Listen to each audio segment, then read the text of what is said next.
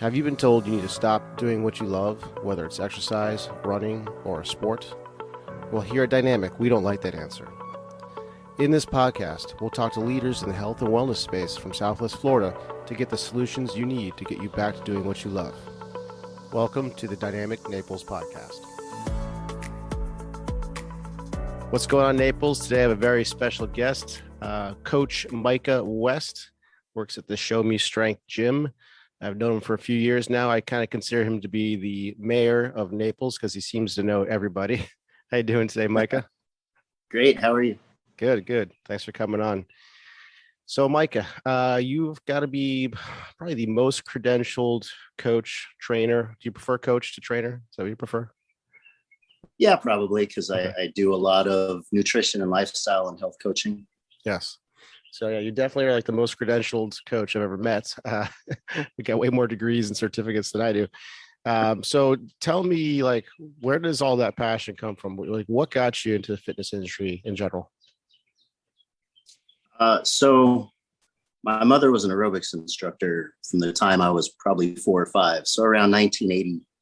And she would teach aerobics probably 4 or 5 days a week and take me to the gym with her. So I moved from daycare to the racquetball courts to just kind of being on the floor and working out. And everyone in the gym watched me grow up. So all the meatheads, all the trainers, all the staff, everyone would teach me and work with me. And so I basically learned from experience, but also it was kind of like my home away from home. Yeah. So all throughout junior high, high school, in fact, in high school, maybe even freshman year, I think I was cleaning locker rooms, working the front desk. I then moved on to helping to take people through equipment orientations, teaching them how to use the equipment.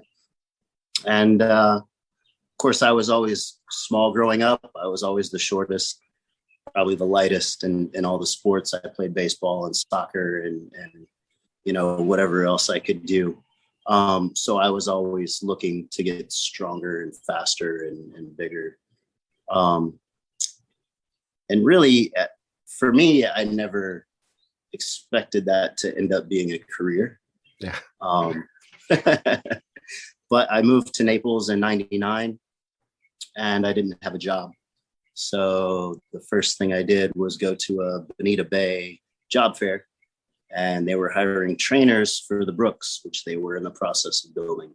So I started training when I moved down here as kind of a career, which before, I worked at a gym while I worked other jobs. It was kind of a side job. It was never really a main job. But it's something that just has always been a part of my life. So it's, I guess, second nature.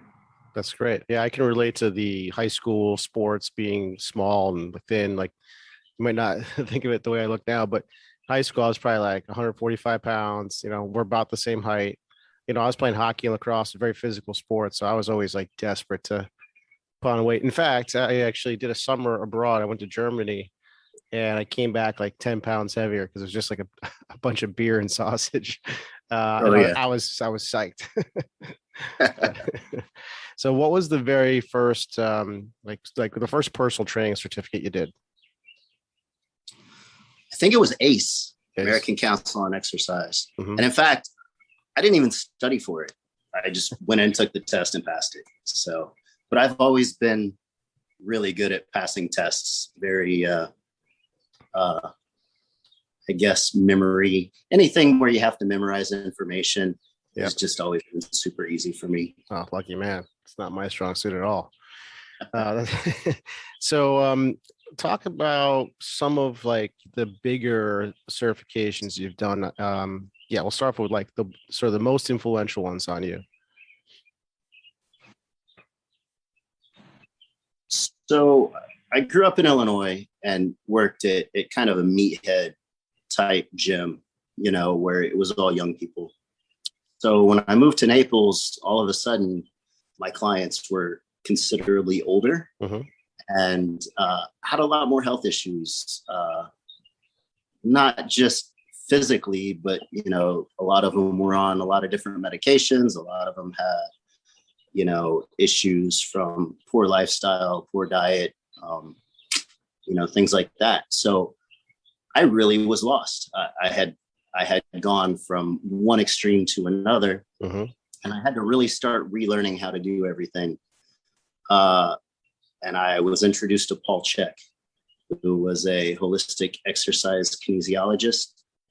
And I really just started absorbing as much information from him as I could. And then I went to see him speak in Tampa around 2002. The title of his speech was Flatten Your Abs Forever. And it was supposed to be 2 hours, and he ended up talking for 6 hours. Right. And Flatten Your Abs Forever was all about nutrition. And that just opened up a rabbit hole for me that I really went down, because I was teaching, the basic food pyramid BS that we were all taught to teach. Right. And I really didn't think much of it, but. And it just doesn't really work. I mean, it can work, but it's super hard. I mean, I just feel like what we're taught initially, the whole food pyramid, the calories in, calories out, that model, I just think it's a broken model. And I mean, it basically works from controlled starvation. So yeah, I'm with you on that. Sorry, continue. So I went through a functional movement screen with Gray Cook, and that really changed a lot of things. I got into more recently the functional range conditioning stuff, which instead of approaching fitness from the idea that we got to work on the muscles, functional range conditioning focuses on the joints. And, I'm starting to get old, going to be a grandpa soon. So if you look at all the old meatheads that are my age, they all have joint issues. I mean, they're in pain all the time. They look great, but they constantly complain about, sore, stiff, achiness, things like that. And, I was probably a little too cocky when I was younger. Everyone says, oh, wait till you're 30, wait till you're 40. And, you start stiffening up. And I was like, oh, that's not going to happen to me. Sure enough, I've been pretty rough on my body. As Chris knows, I've been in quite a few motorcycle accidents. I like to push the limits a little bit. Yeah, so Micah is a very extreme person. Well, let me just say that. Yep, that would be one way. So, I'm pretty obsessed with speed and pushing the limits a little bit. So, I've had some issues, and it came a little bit from wanting to do the best I could for the clients that I work with, because I've worked with clients over 100 years old. I've worked with Parkinson's patients and stroke patients, and, a lot of people that can barely walk. They're using walkers and things like that. And really, the traditional approaches just aren't effective. They don't really apply to that population. Right. So, and I also knew that I didn't want to end up like that. A lot of these people, maybe if I could have trained them 20, 30 years prior, they would have been much better off. They wouldn't have ended up in the condition that they were in. So the earlier you can address your health issues, the better off you're going to be. Yeah, and it sneaks up onto you too. So the functional range conditioning stuff that's Dr. and tell me, I always say it wrong. Andrea Spina. Thank you. Andrea Spina. Yeah, that's his stuff. And one of the things I love, or there's a couple of things, a lot of stuff I love that he says, but one of the things that was like a bit of an aha moment for me was he was talking about when, specifically to the shoulder and hip, like losing range of motion. So the first thing to go tends to be internal rotation. And I kind of like intuitively knew that just because I've seen it so much. Is my background's almost the opposite of yours. I started off, in physical therapy, treating a lot of geriatric folks, and now I've moved into what I would consider performance based. So now I'm kind of treating a middle-aged to younger population. Anyway, so I had been seeing this massive internal rotation of the shoulder and hip loss. It's rampant basically. So when he said that, I was like, oh, of course, it makes perfect sense. So that to me is like a big marker for how healthy is your joint.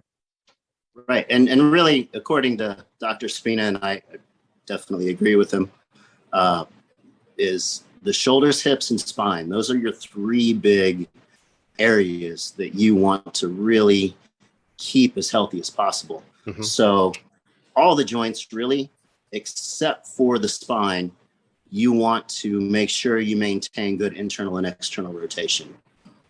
For the spine, you want to first start with flexion and extension, and then, internal and external, or I guess lateral flexion, rotation. Yeah.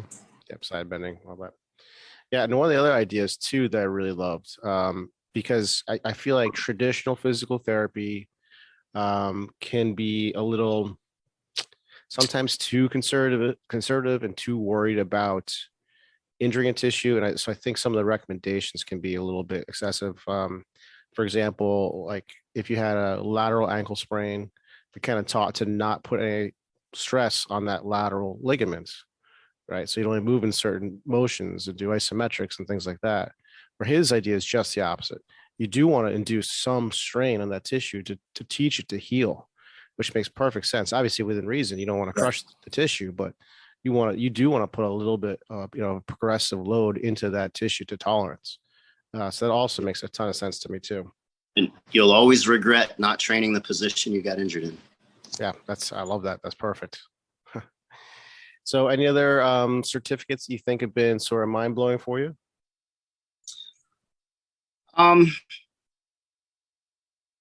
Not necessarily. I mean, I've learned a lot from a lot of different places. I've done Pilates certs, I've done nutrition certs. I've done some functional training certs and some mentorships.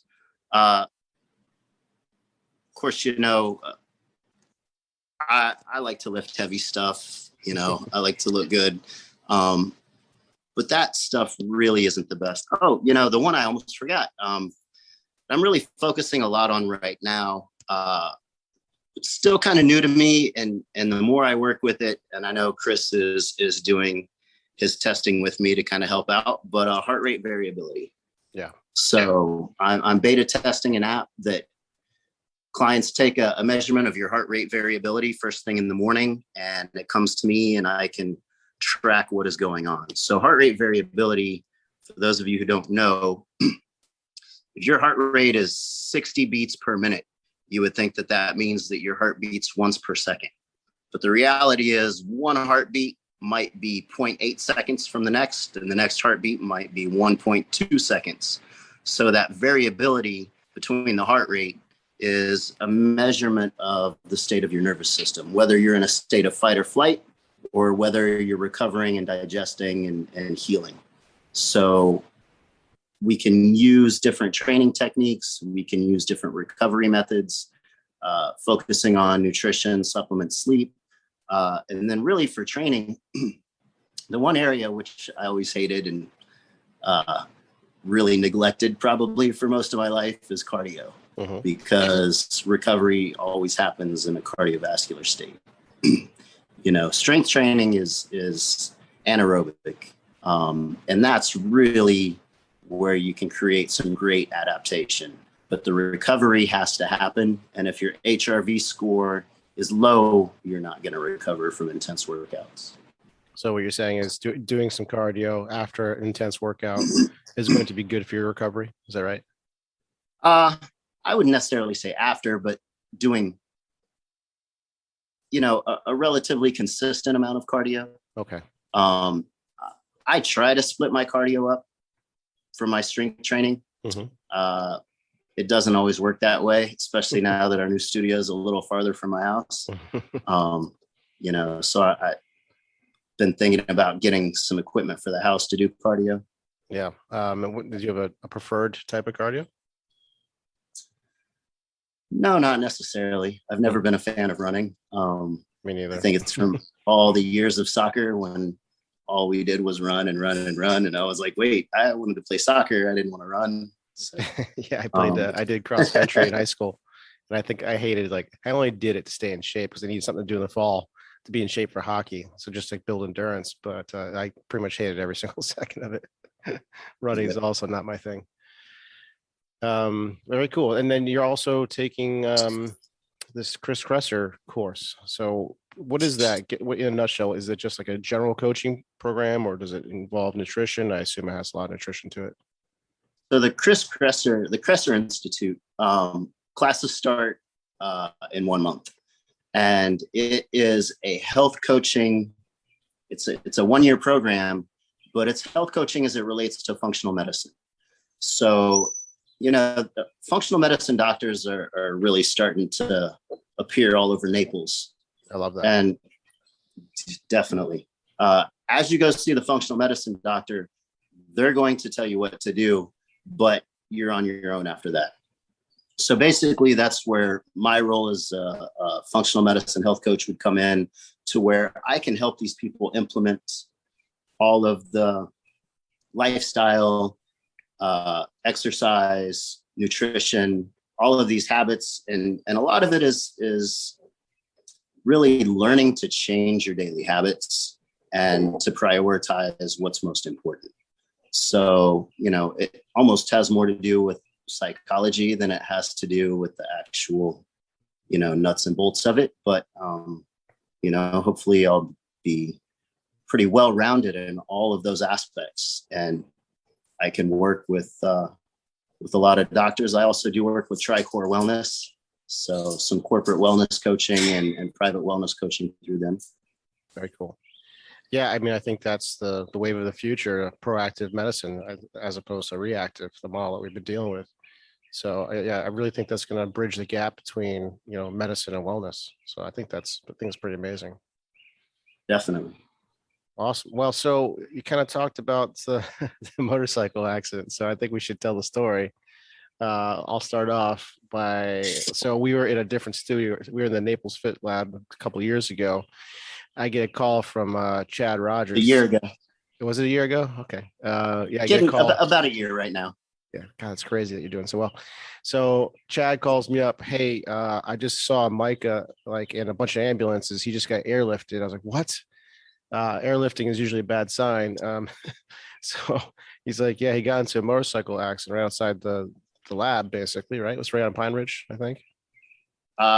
It was in front of Pelican Bay. Yeah. So I think I talked to you maybe that night or the next day, and instantly texted me a very graphic image. So tell the good people in Naples what you were doing and what happened to you. Oh, I don't want to implicate myself, but I was doing some riding activities that I shouldn't have been doing on an 850-pound Harley. I spent 26 years on sport bikes, and got this 850-pound Harley that I absolutely love. And I was trying to do some stunts that I've seen some people do on these bikes, and it didn't go so well. So I had a little low speed crash that normally I would have just gotten right back on the bike and walked away. But the bike happened to land on my forearm up near my elbow and ripped a nice little circle around my forearm and basically pulled it down almost to the bone. And it was just hanging there, sagging.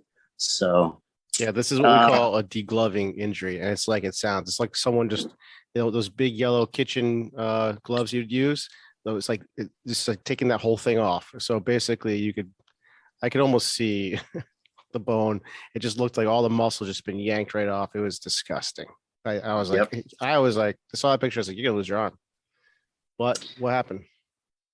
So they airlifted me to Lee Memorial in Fort Myers, and I went through surgery, 29 staples, and then some stitches on top of that. I think I spent 2 or 3 days in the hospital before they released me. What was the surgeon's name? Do you know his name? You got to give him a shout out because he did. I think his name was Sergey. I never met him. Oh, really? Yeah. Oh, I guess you're out.